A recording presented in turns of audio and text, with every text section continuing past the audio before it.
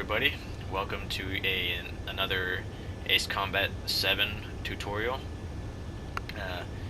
In this one I'm going to tell you how to do the post-stall maneuvers with the Hotas flight stick, which is a question that a lot of people have, and just not everybody has just figured it out, because it's what you do to perform post stalls on the controller absolutely does not translate the same way to a flight stick. But to put your worries at ease, yes, it's 100% possible to pull off a post stall maneuver with the Hotas. With that being said, let's get this going. The first thing you're going to want to do is decrease your speed to the sweet spot range. So that's going to be between 400 and 500 for me. My setting is in meters. If your setting is in feet and knots, your sweet spot's between 200 and 300, so keep that in mind. After you hit that sweet spot zone, what you're going to do is you're going to want to increase throttle. And when you increase your throttle, before you leave your sweet spot zone, so before you end up going too fast to perform a post stall, you're going to want to push that square button that's on the thrust control of the flight stick. So on the thrust control, there are 3 buttons to the right side of it, or the Hotas specifically. I don't know your button layout if you're using another type of flight stick, but on the Hotas, your square button is on the top, on the right side where those 3 buttons are. The top one is the square button. The middle one is your X button. That is your autopilot, and the bottom one is the circle button. Ammunition 0. And that pops your flares. I already popped all of them. But anyway, you're gonna decrease your speed to that sweet spot zone. I'm gonna do that now. When you're in your sweet spot, you're gonna increase throttle.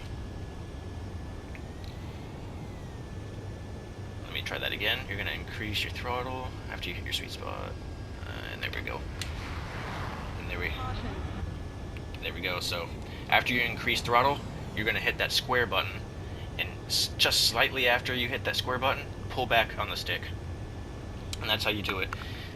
Now you want to make sure you pull back just slightly after you hit the square button, because if you pull back before you hit the square, maybe by accident, that's actually how you perform high G turns, which are also important. That's what you use the square button for as well, but that's not the purpose here. We're trying to do post stalls and look fancy and all that. So let's run that again. Oh, I forgot to mention one thing, but let's do that one more time. When you slow down to the sweet spot, you're going to increase throttle. Caution. Pull up. Yeah, click square before you're out of the sweet spot range, and then pull up back on the stick. Now, an important thing to remember is after you initiate the post stall maneuver, so after you pull back on the stick and you're in your post stall, you're going to want to release that square button. This allows you to regain accelerate again, so you can increase speed and stop you from stalling. What happens if you try to perform this and you don't release the square button? You're at risk for stalling out. So I'll show you how that looks like here. I'm gonna have to increase my altitude, because this will make me crash if I don't. So here's what I mean. When you slow down and you're gonna do this maneuver, can't quite see. There it is. We're in the 400s. Stall warning. Stall warning. If you don't release that square button, you're going to get that stall warning like that.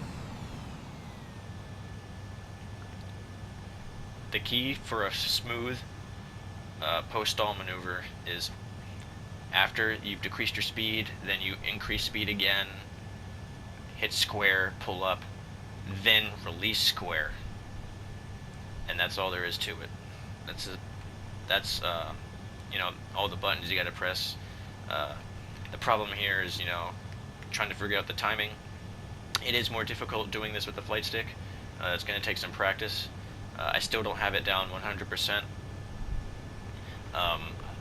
It's going to be even more hard when you're doing this under stress in the middle of a dogfight, where you don't have the time to worry to just like ease into that sweet spot range, because with the throttle control and the flight stick, you got a lot more control on exactly how fast you're going you can rest into like any range you want. You're not going to have time to do that in a dogfight. In a dogfight, you're going to be full throttle, guns blazing, and if you so happen to decide that you want to pull off this maneuver, you're going to last minute, pull back on that throttle, and the timing to do this under stress is a little bit less. It's not as lenient, so it's going to be harder to perform. So that's why I recommend just kind of like practicing, just doing this, while having your sweet spot kind of maintained, just so you can get the timing down. And then once you're comfortable with that, then you can try practice going from full speed and slowing all the way down with the control, and trying to pull this off as quickly as possible. So anyhow, that's all there is to it. I hope I'm not too confusing. I know this is going to be difficult. I guarantee you're going to have to give this more than one try. But really, once you figure it out, it becomes like clockwork. It's not difficult at all. At least trying to practice it. Dogfights are a different story. Let me see. One last time, I'm gonna try and pull this off, like kind of mimic how you'd be flying in a stressful situation. Say you have an enemy on your tail and he's firing at you, like so, and then you just kind of pull your throttle all the way back,